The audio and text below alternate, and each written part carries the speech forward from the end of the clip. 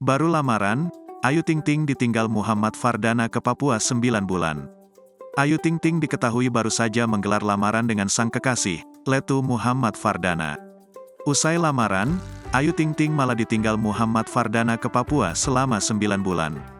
Umi Kalsum beri pesan ini pada sang calon mantu yang bertugas ke Papua.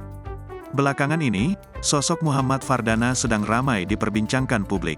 Muhammad Fardana merupakan seorang anggota TNI AD yang berani melamar Ayu Ting Ting.